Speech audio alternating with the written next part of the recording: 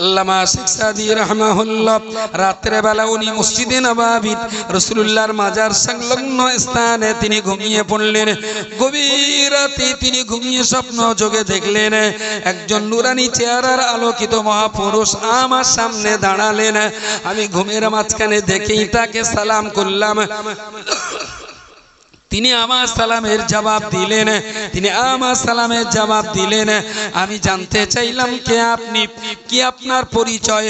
উনি আমাকে পরিচয় দিয়ে বললেন, ও শেখ সাদি, তুমি চেনো না, তুমি জানো না, তুমি যাকে নিয়ে সন্ধ্যা রাত্রিতে কবিতা লিখতে লিখতে ঘুমিয়ে পড়েছ, চতুর্থ লাইন কবিতা তুমি লিখতে পারোনি, যার শানে কবিতা লিখতে যে তুমি পরিপূর্ণ করতে পারোনি, আমায় তুমি চিনে রাখো, জেনে রাখো, আমি হলাম তোমার সেই সাদের নবী মুহাম্মদুর রাসূলুল্লাহ সাল্লাল্লাহু আলাইহি ওয়াসাল্লাম। আল্লামা শেখ সাদি বলেন, ঘুমের মাঝখানে আমি বড় আনন্দিত হলাম, আমি অত্যন্ত আনন্দে ভেসে গেলাম। নবীকে জিজ্ঞেস করলাম, ইয়া রাসূলুল্লাহ, আমার মতো পাপী বান্দার সঙ্গে স্বপ্নে আপনার জিয়ারত নসিব হবে, এটা তো আমার জন্য বড় পাওনা, এটা তো আমার জন্য বড় পাওনা। রাসূলুল্লাহ বললেন, ও সাদি, তুমি শোনো শোনো, না না না না, আমি তোমার দেনা পাওনা মেটাতে আসিনি, বরং তুমি যে কবিতাটা লিখবে বলেছিলে আল্লাহর দরবারে তোমার নিয়তের কারণে ওই কবিতা আল্লাহ কবুল করে নিয়েছেন, কিন্তু চতুর্থ লাইন তুমি লিখতে পারোনি, তাই আমি মুহাম্মদুর রাসূলুল্লাহ তোমাকে চতুর্থ লাইন লেখার সহযোগিতা করার জন্য এসেছি। সর্বশেষ এবং শ্রেষ্ঠ নবী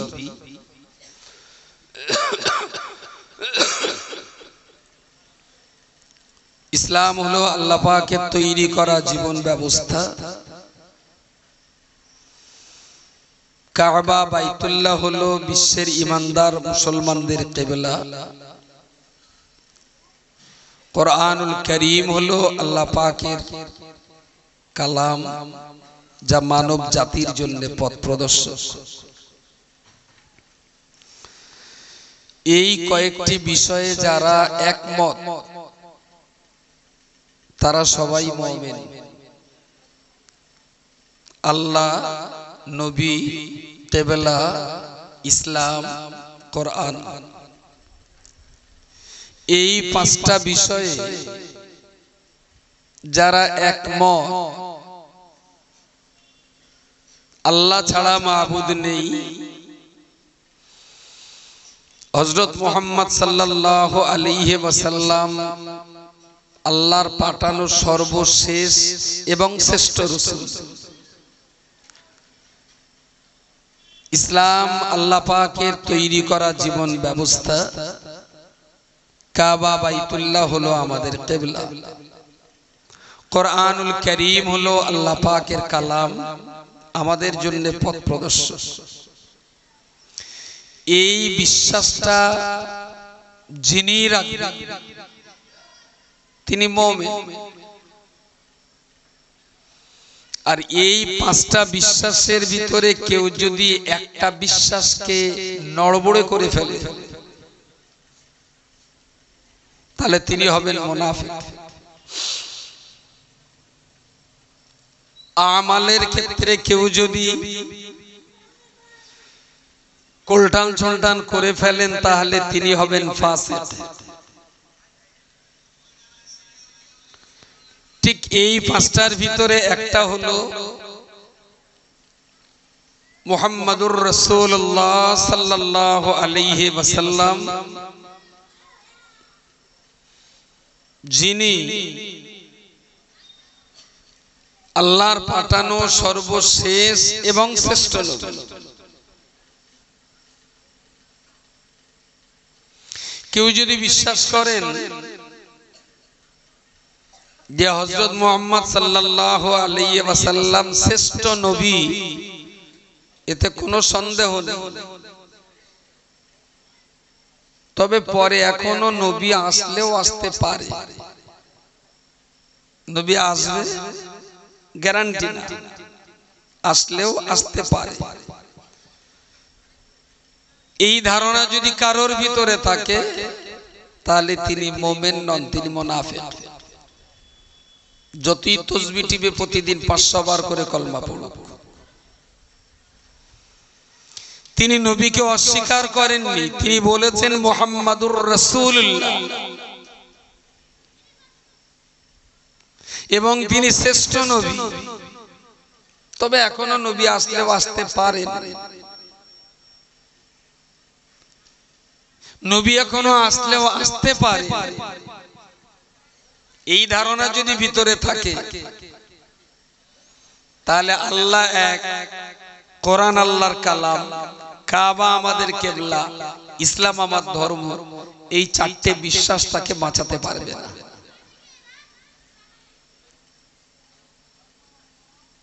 আমার কথা কি বোঝা যাচ্ছে? কেউ বিশ্বাস করছেন আল্লাহ এক, এতে কোনো সন্দেহ নেই। কোরআন আল্লাহর কালাম, এতেও সন্দেহ নেই। ইসলাম আল্লাহ পাকের তৈরি করা মানব জাতির জীবন ব্যবস্থা, এতে কোনো সন্দেহ নেই। কাবা বাইতুল্লাহ আমাদের কিবলা, এতেও কোনো সন্দেহ নেই। মুহাম্মদ আল্লাহর রাসূল, এতেও কোনো সন্দেহ নেই। শুধু একটা কথা বলেছে, এখনো নবী আসলেও এই ভেজালটার কারণে বাকি চারটে বিশ্বাস সবকটাই ওর জীবনে কোনো কাজে লাগবে না। এই জন্যই লাগবে ও যে বিশ্বাস করছে আল্লাহ এক, সেই আল্লাহই বলেছেন মা কানা মুহাম্মাদুন আবা আহাদিম মির রিজালিকুম ওয়ালাকিন রাসূলুল্লাহ ও খাতামান নাবিয়্যিন। মুহাম্মদ সাল্লাল্লাহু আলাইহি ওয়াসাল্লাম হলেন নবীদিগের শেষ। কোরআনের এই কথাটা অস্বীকার করেছে বলেই সে ধারণা করছে নবী এখনো আসলেও, কোরআনের এই কথাটা অস্বীকার করার কারণেই সেই লোকটাকে মুমিন বলা যায় না। আল্লাহ হলেন স্রষ্টা, কাবা আল্লাহ পাকের সৃষ্ট, ইসলাম আল্লাহর তৈরি করা বিধান, মুহাম্মদ সাল্লাল্লাহু আলাইহি ওয়াসাল্লাম আল্লাহ সৃষ্টি করা একজন মানুষ। কোরআনুল কারীম হলো আল্লাহ পাকের কথা। আজকে আমরা যেটা নিয়ে ভাবতে বসেছি মুহাম্মাদুর রাসূলুল্লাহ, তিনি কি ও কেন, তার সম্পর্কে আমরা কতটা জানি বা কতটা জানা উচিত, এটাই হলো আজকের এই মজলিস আয়োজনের মূল ও মোক্ষম উদ্দেশ্য।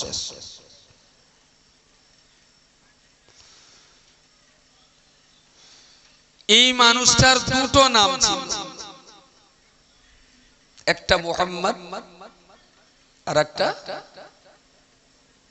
বলেন বলেন জোরে বলেন বলেন কি আমবাগান বানা কি একটা বললো, জোরে বলো শোনা। আম্মাদ, ওই উত্তর পাড়ে যেরাম আম্মাদ আছে সেরাম বলেছে। রাসূলুল্লাহর একটা নাম হলো মুহাম্মদ আর একটা নাম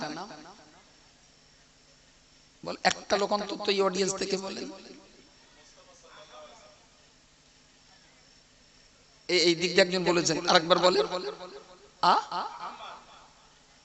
আ হয়াকার, বাংলা একটু বানান করে দেন। আ হয়াকার, আ হয়াকার, আ হয়াকার ময়াকার দ আহমদ আহা। এদিকে আর কেউ? রাসূলুল্লাহর দুটো নাম, একটা মুহাম্মদ আর একটা। সারা জীবন নবী দিবস করে কি কামাই ধুনেছ সোনার চাঁদ।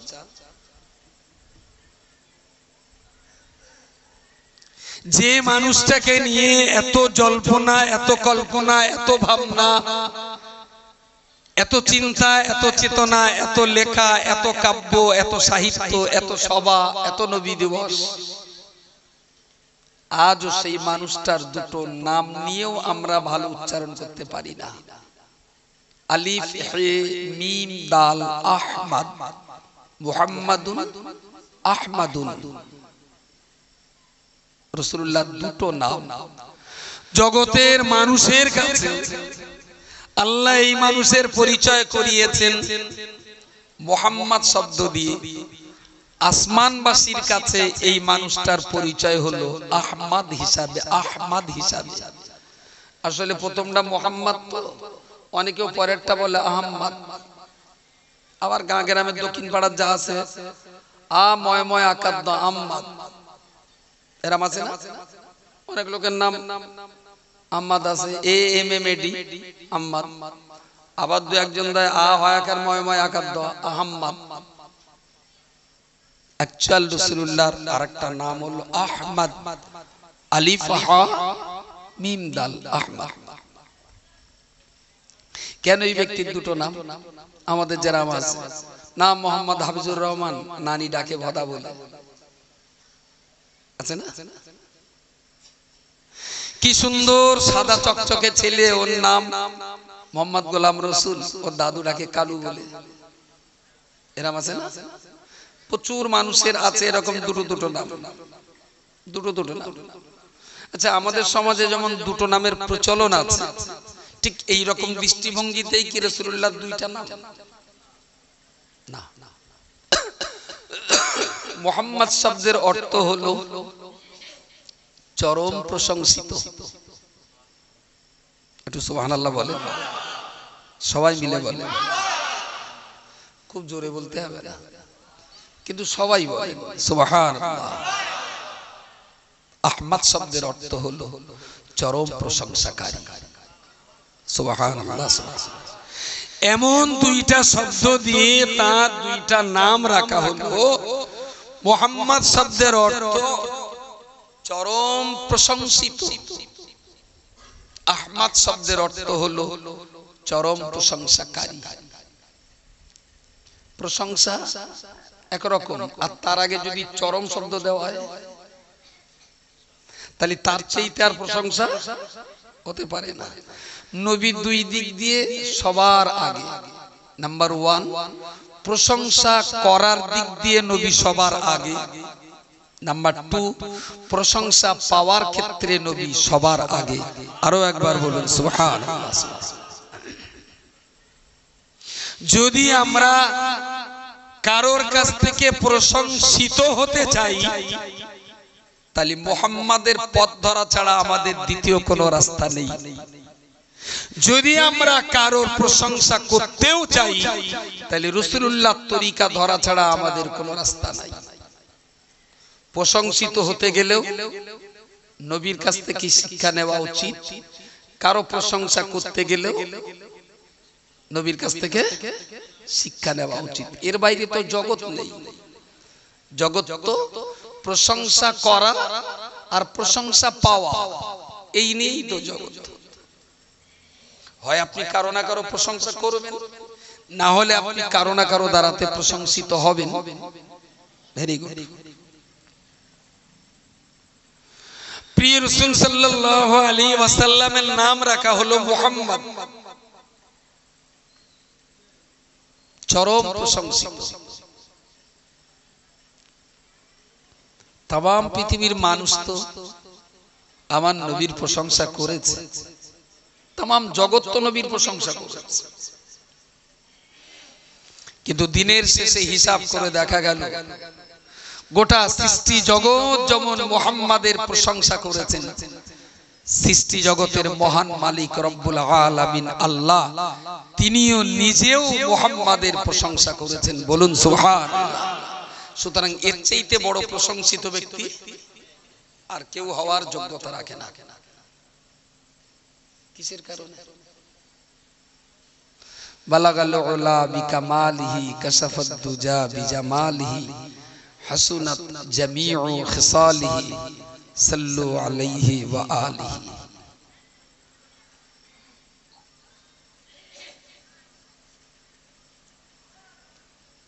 অ্যাকচুয়াল পুরস্কারের না কোনো পুরস্কার বা উপহারের দাম নির্ধারণ না করাই ভালো। আসলে 10 টাকার তো কাছে একটু বেশি কেন বলি ভালো হতো। টাকা হয়তো 10, কিন্তু কারো যদি উপহার দিয়ে এর মূল্যটা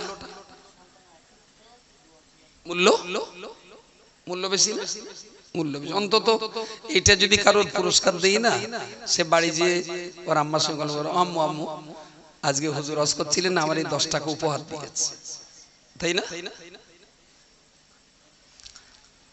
বালাগাল উলা বিকামালিহি কাশাফাত দুজা বিজামালিহি হাসুনাত জামিউ খিসালিহি সাল্লু আলাইহি ওয়া আলিহি। এটা হলো প্রিয় রাসূল সাল্লাল্লাহু আলাইহি ওয়াসাল্লামের প্রশংসায় গাওয়া পৃথিবীর সর্বশ্রেষ্ঠ গান। নবীর প্রশংসায় গাওয়া এই গানটা तमाम দুনিয়ার মানুষ গায়। আমার এই মজলিসে একটা লোক উঠে যদি নবীর প্রশংসার এই গানটা লাইন গাইতে পারে, 4 লাইন, 10 টাকা পুরস্কার। 10 টাকা না উঠতে পারে, সৎকান টাকা कुछ ধার দেনা, সৎকান টাকা গাড়ি একদম চকচকে নোট। কেউ যদি নবীর নামে এই মুহূর্তে যদি ওই গানটা গাইতে পারে, বালাগাল উলা বিকামালিহি কাশাফাত দুজা বিজামালিহি হাসনাত জামিউ খিসালিহি সাল্লু আলাইহি ওয়া আলিহি। একজন দাঁড়িয়ে একটু বলবে, আমি উৎসাহিত হব, এতগুলো শ্রোতা তারাও উৎসাহিত হবে, ভালো লাগবে। 100 টাকা ক্যাশ পুরস্কার। আর এটা ধলতা আগে যেহেতু বের করে ফেলেছিল, ওটাও একজন অনলি ওয়ান বলো, একজন বলো, খুব ভালো লাগবে, বলো। বাহ, thank you so much. Mike এইরকম না,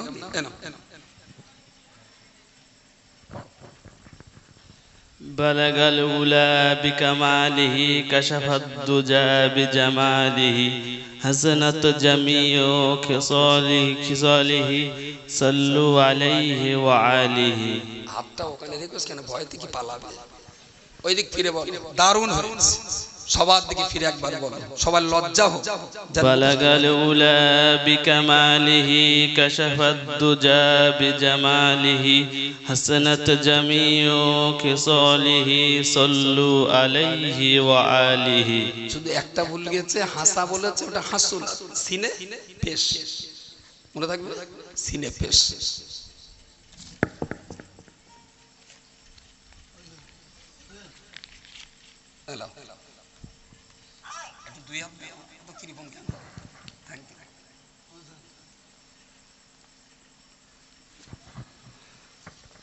উদ্দেশ্যটা কি? প্রিয় রাসূল যখন শিশু ছিলেন, হালিমার গৃহে যখন তিনি লালিত পালিত হতেন, চলে গিয়েছিলেন 15 দিন বয়সে। হালিমার রাসূলুল্লাহর বয়স তখন 15 দিন। হালিমা এবং তার স্বামী হারেস দুইজনে এসে মক্কা থেকে নবীকে নিয়ে গেলেন উটের পিঠে করে। তায়েফ সফর করেছে কের ভিতরে? তায়েফ। কোন একজন হাজী তায়েফ সফরের অভিজ্ঞতা নেই। মক্কা একটা পাহাড়ি এলাকা, তবে মোটামুটি কিছু সমতল। মক্কার থেকে 7000 ফুট উপরে তায়েফ শহর। আর তায়েফ শহর থেকে আরো 65 কিলোমিটার দূরে, ওটাও তায়েফ রাজ্যের ভিতরে, কবিলায়ে বনি সাআদ। অনেক উঁচু একটা পাহাড়, সমতল ভূমি থেকে 40 থেকে 50 ফুট উপরে, পাহাড়ের গায়ে ছোট্ট একটা উঠান মতো। আর তারই উপরে ছিল হালিমার 2টা কুঁড়ে ঘর, যে ঘরের নিশানা আজও মওজুদ, যেখানেই রাসূলুল্লাহ ছোট্ট বয়সে লালিত পালিত হয়েছিলেন। কবিলায়ে বনি সাআদ, ওটা তায়েফ রাজ্যের ভিতরে। রাসূলুল্লাহর ঘর থেকে 7000 ফুট পাহাড়ের উপরে উঠে সমতল ভূমিতে 65 কিলোমিটার যে, তবে হালিমার সেই ঘর আজ থেকে 1500 বছর আগে উটের পিঠে করে রাসূলুল্লাহকে নিয়ে মা হালিমা প্রিয় রাসূলকে মক্কা থেকে মদিনায় নিয়ে গিয়েছিলেন। আর ওখানে যাওয়ার পর হালিমার কোলের আর একটা ছেলেও যেমন ছিল, ছেলেটার চাইতে বয়সে বড় আর একটা মেয়েও ছিল। মেয়েটার নাম ছিল বলেন একজন সায়মা। হালিমাতুস সাদিয়ার বাচ্চা মেয়েটার নাম ছিল সায়মা। প্রিয় রাসূলকে দুগ্ধপান করিয়ে দোলনায় যখন শুইয়ে দিয়ে মা হালিমাকে দোলনা নাড়া দেওয়ার জন্যে মা হালিমা যখন সায়মাকে বলতেন, সায়মা হাত তুলে ইশারা করলেই হালিমা সায়মার দুটো হাত ধরে দোলনার একদিকে বসিয়ে দিতেন। একদিকে রাসূলুল্লাহর মাথা আর একদিকে রাসূলুল্লাহর পা, দুই পায়ের মাঝখানটাতে পা ঝুলিয়ে সায়মাকে বসিয়ে দেওয়া হলো। সায়মা দোলনা হেল্লা ঝুলতেন আর বলতেন, বেঁচে থাকুক মুহাম্মদ, সে দীর্ঘজীবী হোক, চির নবীন, চির কিশোর, চির মধুর হোক, হয় যেন সে সরদার আর পায়ে যেন, হয় যেন সে সরদার আর পায়ে যেন সে মান। মুহাম্মাদের হয় যেন বেঁচে থাকুক মুহাম্মদ, সে দীর্ঘজীবী হোক, চির নবীন, চির কিশোর, চির মধুর হোক। মুহাম্মাদের পানে খোদা করুণ চোখে চাও, চিরস্থায়ী গৌরব যা, তাই তাহাকে দাও।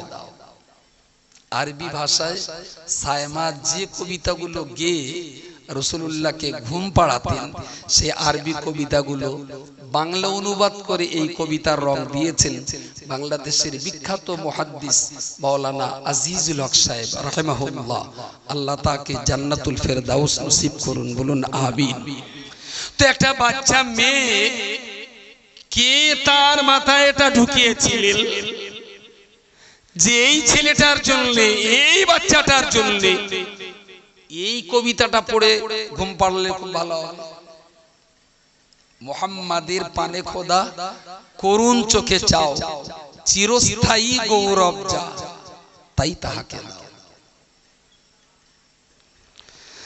আল্লামা শেখ সাদি রহমাতুল্লাহ আলাইহি উনি ওনার জীবনে, উনি ওনার জীবনে तमाम পৃথিবীর বিভিন্ন বিষয় নিয়ে অনেক লেখালেখি তিনি করেছেন, অনেক লেখালেখি তিনি পড়েছেন। নবীর সম্পর্কে অনেক কবিতা রচনা করেছেন, অনেক কাব্য চর্চা করেছেন। কিন্তু শেখ সাদির কাব্য চর্চা সবই ছিল পারসি ভাষায়। আগার একসারে মুয়ে বারতার পরম ফরুগি তাজাল্লি বসুজাদ পারা। আল্লামা শেখ সাদি নবীকে নিয়ে পারসি ভাষায় অনেক কবিতা গল্প রচনা করেছেন। কিন্তু সাদির একটা টাইমে মনে হলো, না না না না, আমার নবীর মাতৃভাষা ছিল আরবি ভাষা, আমি সাদি পারস্য দেশের অধিবাসী, আমি পারস্যে বসবাসকারী একজন মানুষ, আমি আমার মাতৃভাষায় নবীর গুণগানের অনেক কবিতা রচনা করেছি। কিন্তু বিশ্ব নবী মুহাম্মদুর রাসূলুল্লাহ সাল্লাল্লাহু আলাইহি ওয়াসাল্লাম, তিনি তার মাতৃভাষা হলো আরবি। আমি সাদি আমার জীবনে চেষ্টা করব আমার নবীর মাতৃভাষা তথা আরবি ভাষাতেই আমার নবীর নামে সুন্দর একটা কবিতা রচনা করব। নবীকে নিয়ে এতদিন যা লিখেছেন, যা গেয়েছেন, যা পড়েছেন সব পারসি ভাষায়। گفت موسی با خدا در کوہ طور، گفت محمد با خدا در عرش نور، اگر اکسار موی برتر پرم فروغ تجلی بسوجد پرم। এই রকম পারসি ভাষায় প্রচুর কবিতা লিখেছেন শেখ সাদি। জীবনের একটা টাইমে এসে তার ইচ্ছা হলো যে একটু কিসে আরবিতে লিখতে হবে, কারণ রাসূলুল্লাহর ভাষা আরবিতে। আমি তো আমার ভাষায় নবীর গুণগান গেয়েছি, কিন্তু আমার ইচ্ছা নবীর ভাষায় নবীর গুণগান গাইতে হবে। মদিনা শরীফে গেলেন, রাসূলুল্লাহর মাজার জিয়ারত করলেন, কদম মোবারকের কাছে খাড়া হয়ে নবীকে সালাম করলেন। পাশে দূরে সরে যে অনেক দোয়াদারি করলেন আর কান্নাকাটি করলেন যে আমি আমার নবীকে নিয়ে একটা নবীর প্রশংসার কবিতা লিখব, এটা যেন জগৎ জোড়া কবিতা হয়। এশার নামাজ পড়লেন, তাহাজ্জুদের নামাজ পড়ে শেখ সাদি লিখতে বসেছেন নবীকে। আল্লামা শেখ সাদি রহমাতুল্লাহ আলাইহি নামাজ কালাম তেলাওয়াত করলেন, নামাজ কালাম সুসম্পন্ন করলেন, কোরআন তেলাওয়াত করলেন, রাসূলুল্লাহর কবর জিয়ারত করলেন, আল্লাহ পাকের সেই দরবারে নফল নামাজ আদায় করে এবার তিনি লেখালেখি শুরু করলেন। প্রথমেই তিনি লিখে ফেললেন বালাগাল উলা বিকামালিহি। বালাগা মানে পৌঁছে যাওয়া, উলা মানে সর্বোচ্চ স্থানে, বিকামালিহি মানে পরিপূর্ণভাবে বিশ্বনবীর প্রশংসা করতে যে আল্লামা শেখ সাদি প্রথম লাইনে তিনি লিখে ফেললেন আল্লাহ পাক রব্বুল আলামিন আমার নবীকে এত এত এত অধিক মর্যাদা দিয়েছেন। বালাগাল উলা বিকামালিহি, আমার নবী মুহাম্মদুর রাসূলুল্লাহ পরিপূর্ণভাবে ইজ্জতের সবচেয়ে উচ্চ মাকামে তিনি পৌঁছে গেছেন। জোরে বলুন সুবহানাল্লাহ। মর্যাদার সর্বোচ্চ মাকামে আমার নবীকে আল্লাহ পৌঁছে দিয়েন। আল উলা বিকামালি, পরিপূর্ণভাবে, কোনো ঘাটতি নেই। আল্লামা শেখ সাদি ওটা লিখলেন। কিছু পরে তিনি অনেক ভাবনা চিন্তা করে উপরের লাইনের সঙ্গে মিল করে শেষের আরেকটা লাইন কবিতা তিনি রচনা করলেন কাশাফাত দুজা বিজামালিহি।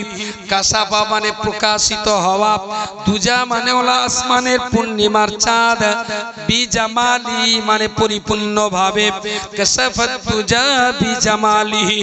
বিশ্বনবী মুহাম্মদুর রাসূলুল্লাহ সাল্লাল্লাহু আলাইহি ওয়াসাল্লাম মক্কা থেকে মদিনার আকাশে উদিত হলেন। মক্কা থেকে হিজরত করে নবী আমার মদিনার আকাশে উদিত হলেন। এর ব্যাখ্যা দিতে যে আল্লামা শেখ সাদি রাহমাহুল্লাহ বলেছেন কাশাফাত দুজা বিজামালিহি। রবি যেন আসমানের পূর্ণিমার চাঁদ পরিপূর্ণ সৌন্দর্য নিয়ে বিশ্ব মানবতার মানব আকাশে আল্লাহ পাক আমার নবীর ঠিকানা বানিয়ে দিয়েছে। কাশাফাত দুজা বিজামালি, সর্বোচ্চ সৌন্দর্য নিয়ে পূর্ণিমার চাঁদের মতো রাসূলুল্লাহকে আল্লাহ মানবতার আকাশে বিকশিত ঘটিয়ে দিয়েছেন। আরো একবার বলুন সুবহানাল্লাহ। আল্লামা শেখ সাদি তৃতীয় লাইনে তিনি রচনা করেছেন হাসনাত জামিউ খিসালিহি। হাসনাত মানে সুন্দর, জামিউন মানে সমস্ত, খিসালুন মানে চরিত্র। একটা মানুষ সকাল থেকে সন্ধ্যা, সন্ধ্যা থেকে সকাল যে যে কাজ করবে সমস্ত কাজ কামগুলোকে একসঙ্গে খিসাল বলা হয়। হাসনাত জামিউ খিসালিহি। হাসনাত মানে সুন্দর, জামিউন মানে সমস্ত, খিসালুন মানে চরিত্র। আল্লামা শেখ সাদি বললেন জন্ম থেকে নিয়ে মরণ পর্যন্ত আমার নবীকে আল্লাহ যত চরিত্র দিয়েছিলেন সমস্ত চরিত্রগুলো ছিল পৃথিবীর সবচেয়ে সুন্দর চরিত্র। আরো একবার বলুন সুবহানাল্লাহ। বালাগাল উলা বলে বিকামালিহি, কাশাফাত দুজা বিজামালিহি, হাসনাত জামিউ খিসালিহি। তিন লাইন পর্যন্ত লিখে চতুর্থ লাইন লিখছেন কিন্তু উপরের তিন লাইনের সঙ্গে মানাচ্ছে না। তিন লাইনের সঙ্গে মানাচ্ছে না। আবু সালিম, আবু শাহিম, আবু ফাহিম, আবু হাসিম, তারপরকে যদি নাম রাখা হয় বরকতুল্লাহ, ঠিক মানাবে কি বলেন? বলেন। আর বড় ছেলের নাম আবু সালিম, মেজোটার নাম আবু শাহিম, সেজোটার নাম আবু ফাহিম। তিনটে ছেলে হওয়ার পর তারপরে আমি মোটামুটি বাচ্চা হওয়ার আগে একটা নাম ঠিক করে ফেললাম আবু হাসিম। আমি জানি প্রতি বছর যা হয় এবারও তাই হয়।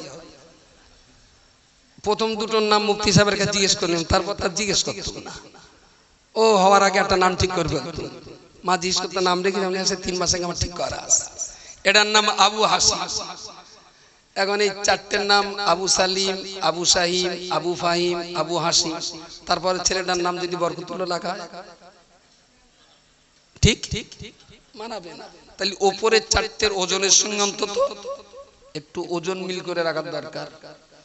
বালাগাল উলা বিকামালিহি কাশাফাত দুজা বিজামালিহি হাসুনাত জামিউ খিসালিহি। তিনটে ঠিক কবিতা ছন্দে মিল আছে না?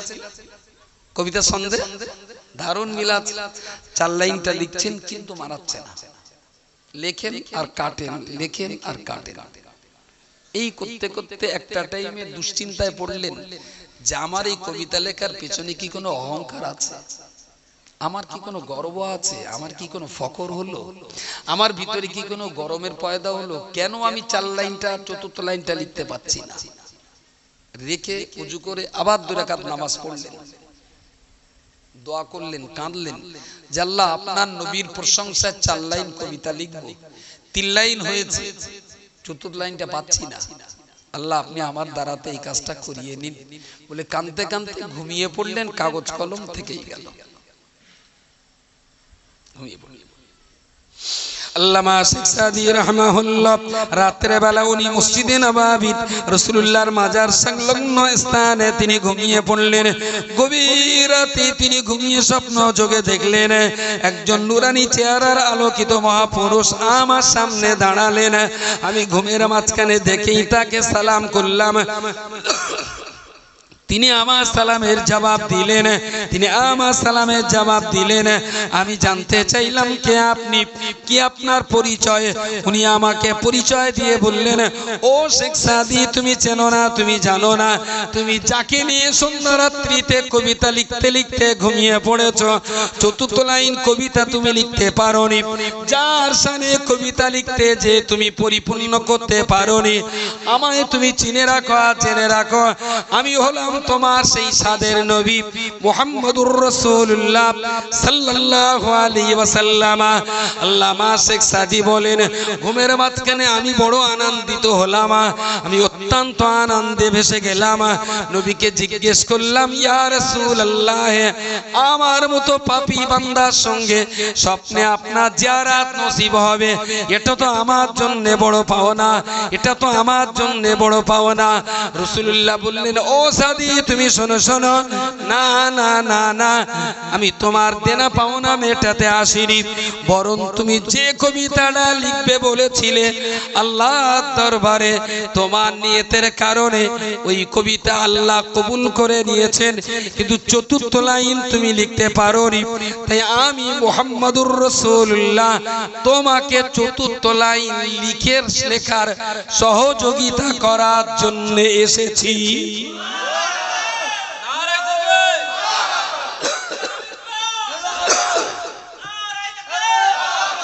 আল্লামা শেখ সাদি রাহমাহুল্লাহ উনি কাগজ ধরলেন, রাসূলুল্লাহ বললেন লেখো, সাল্লু আলাইহি বলেন ওয়া আলিহি, সাল্লু আলাইহি ওয়া আলিহি। যে নবীর মর্যাদা এত উপরে, যে নবীর সৌন্দর্য আসমানের চাঁদের চেয়ে অতি সুন্দর নিষ্কলুষ, যে নবীর জিন্দেগীর সমস্ত চরিত্রটাই অতি মাধুর্যপূর্ণ সুন্দর, সেই নবীর প্রতি তোমরা দরুদ পড়ো, সাল্লু আলাইহি ওয়া আলিহি। পৃথিবীর এমন কোন ভাষা নেই যে ভাষার মানুষেরা এই কবিতাটা পড়ে তাদের বাচ্চাদের ঘুম পাড়ায় না। শুধু হতভাঙা বাঙালি জাতি কচির দুধ খাওয়ার হেমনা নাড়া দেয়, ও ননদি আর 2 মুঠো চাল ফেলে দাও হাঁড়িতে, ঠাকুর জামাই এলো বাড়িতে। শালা হারামির বাচ্চা, তোর ওই কচি ঘুমকে নবী দেখবে না দিলীপ ঘোষের দেখবে? ছোট লোকের বাচ্চা। কেন কোরআনের আয়াত তেলাওয়াত করে নবীর ঘুম পাড়ানো যায় না? নবীর নাত গিয়ে কি নবীর ঘুম পাড়ানো যায় না? রাসূলুল্লাহর প্রশংসার গুণগান গেয়ে কি রাসূলুল্লাহর ঘুম পাড়ানো যায় না? সায়মার মতো করে বেঁচে থাকুক মুহাম্মদ, সে দীর্ঘজীবী হোক, চির নবীন চির কিশোর চির মধুর রোগ, হয় যেন সে সরদার আর পায় যেন সে মান। কত সুন্দর করে এই কবিতার তাৎপর্য। এগুলো যে বাচ্চা কাচ্চা গিয়ে গিয়ে পড়বে, বাচ্চা পাবে কোথায়? ওর বাপের কাছ থেকে পেয়েছে ফজা, ওর বাপের কাছ থেকে পেয়েছে বলেন বলেন কি কার্টুন গোপাল ভাঁড়। ওর বাপ মার কাছ থেকে যা পায় কচি তাই পড়ে পড়ে কচি ঘুম পাড়ায়। সুতরাং প্রিয় রাসূল সাল্লাল্লাহু আলাইহি ওয়াসাল্লামের দুটো নাম, একটা হলো মুহাম্মদ চরম প্রশংসিত, পৃথিবীর শ্রেষ্ঠতম প্রশংসা পাওয়ার যোগ্যতা আর তিনিই পেয়েছেন। চলে গেছেন ১৫০০ বছর, আজ শুধু ভারতবর্ষের পশ্চিম বাংলার ৩৩,০০০ মসজিদে প্রতিদিন ১০ বার করে উচ্চারিত হয় আশহাদু আন্না মুহাম্মাদার রাসূলুল্লাহ। শুধু পশ্চিমবঙ্গে ৩৩,০০০ মসজিদে প্রতিদিন ৫-২ × ১০ বার করে এটা উচ্চারণ হয়। ভারতবর্ষে তাহলে কতবার হয় আর তাম দুনিয়াতে কতবার হয়? এগুলো প্রকাশ্য গেল। আর কত মানুষ তো রয়েছে রাত্রে শুয়ে পড়েও হাতে তসবিহ দানা নিয়ে আল্লাহুম্মা সাল্লি ওয়া বারিক আলা আবদিকা ওয়া নাবিয়িকা ওয়া রাসূলিকা মুহাম্মদ পড়ে না দরুদ শরীফ। কত চোর তো আছে যারা চুরি চুরি করে হাতে তসবিহ নিয়ে, তাই না, কাঁথার ভিতরে মুখ গুজে নবীকে নিয়ে দরুদ পড়ে। অবশ্য কিছু আবার আছে সাইকেলের ডাঙে তসবিহ বেঁধে দিয়ে পড়ে, সাইকেলের ডাঙে তসবিহ ঝুলিয়ে দিয়ে পড়তে পড়তে যায়। তাহলে তাম দুনিয়ার ভিতরে সবচেয়ে বেশি প্রশংসা পাওয়ার যোগ্য তিনি, তাই আল্লাহ তার নাম দিয়েছেন মুহাম্মদ। আর তিনি হলেন সবচেয়ে বেশি প্রশংসাকারী, কার জন্য না আল্লাহর জন্য, তাই তার নাম হয়েছে আহমদ। আহমদ আলোচনা শেষ, মনে হচ্ছে 30 মিনিট বলেই ফেলেছি।